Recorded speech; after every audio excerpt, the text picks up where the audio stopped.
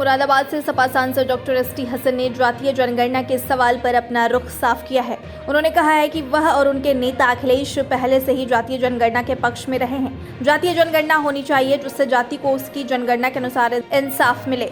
बिहार से जातीय जनगणना के आंकड़े आने के बाद देश में हलचल मची हुई है कि ओबीसी SC ST 85% है जबकि बाकी जातियां 15% है। उन्होंने कहा कि मोदी ये बात कह रहे हैं कि पिछले प्रधानमंत्री कहते थे कि सबसे ज्यादा हक अल्पसंख्यकों का है, लेकिन हम विपक्ष के लोग कह रहे हैं कि जातीय जनगणना के हिसाब से सबका हक मिले तो सबसे ज्यादा हक हिंदुओं का होगा।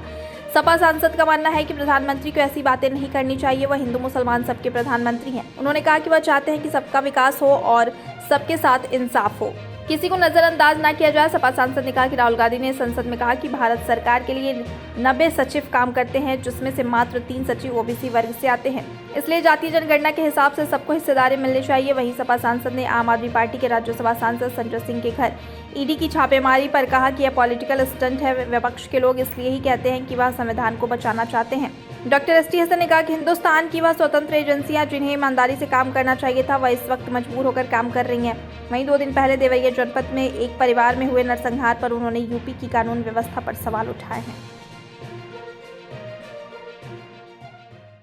नहीं, देखिए, जातीय जनगणना के हम सब फेवर में। हमारे नेता अखिलेश यादव जी ने सबसे पहले ये मुद्दा उठाया था कि जातीय जनगणना होनी चाहिए, लोगों को पता तो चले कि आखिर कौन आदमी कौन सी जाति कितनी है, ताकि उसको उसी हिसाब से उसको इंसाफ मिले। अब जब ये जातीय जनगणना के आंकड़े आए हैं, उसके अंदर पूरे हिंदुस्तान में एक हलचल मची हुई है कि ओबीसी तो 85% है, बाकी 15% है। लेकिन जो मोदी जी ने जो बात कही है कि पिछले प्रधानमंत्री कहते थे कि साहब सबसे ज़्यादा हक अल्पसंख्यकों का है, और अब हम अपोजिशन वाले कह रहे हैं कि जातीय जनगणना के हिसाब से ही सबको हक मिले, तो क्या इस वक्त सबसे ज़्यादा हक हिंदुओं का होगा? मैं समझता हूँ प्रधानमंत्री जी के ऊपर कोई शोभा नहीं देता कि इस तरह के बयान दें। वो हिंदू मुसलमान सबके प्रधानमंत्री हैं और सभी उनसे उम्मीद भी करते हैं। हम तो ये चाहते हैं कि सबके साथ इंसाफ हो, सबका विकास हो और किसी को नेगलेक्ट ना किया जाए। ऐसा ना हो जैसे कि राहुल जी ने पार्लियामेंट में ये बात बतलाई कि 90 सेक्रेटरी काम करते हैं भारत सरकार के, जो मैक्सिमम काम उन्हीं के हाथ में होता है, उसमें कुल 3 ओबीसी हैं। तो जातीय जनगणना से सबको अपना पता भी चलेगा, उनको उनके साथ इंसाफ भी होगा। डॉक्टर साहब, पत्रकारों की बात करें, न्यूज़ क्लिक के पत्रकारों के दफ्तर पर ईडी के छापेमारी हुई। सुबह आप आम आदमी पार्टी के नेता संजय सिंह हैं, उनके घर पर छापेमारी हुई ईडी की। क्या कहेंगे इस तरीके से 2024 का जैसे जैसे वक्त करीब आ रहा है, छापेमारी कार्रवाई तेज हो रही है? देखिए, ये सब पॉलिटिकल है। हम अपोजिशन वाले इसीलिए तो कहते हैं कि हम संविधान को बचाना चाहते हैं, हम प्रजातंत्र को बचाना चाहते हैं। हिंदुस्तान की वो इंडिपेंडेंट एजेंसीज जिनको इंडिपेंडेंटली ईमानदारी से निष्पक्ष काम करना चाहिए था, वो मजबूर हैं इस वक्त बायस्ड होके वो काम कर रहे हैं।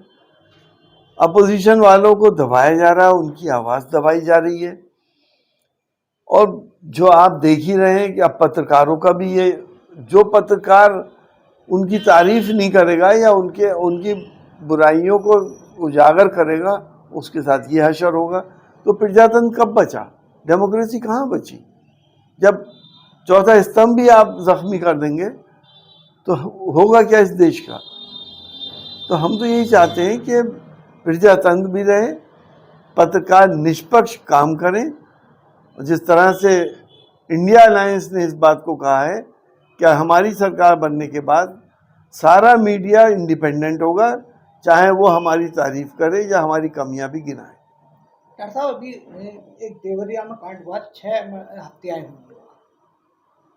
जमीनी विवाद को लेकर एक परिवार के 6 सदस्यों को मार दिया गया। देखिए, दुखद हत्याएं हैं और ऐसा नहीं होना चाहिए, लेकिन लोग क्योंकि कानून का डर नहीं है लोगों को, इसलिए इस तरह की हरकतें कर रहे हैं। लॉ एंड ऑर्डर की प्रॉब्लम है और हमें उम्मीद है कि हमारी पुलिस जल्द से जल्द उनको पकड़ भी लेगी और जेल भेजेगी।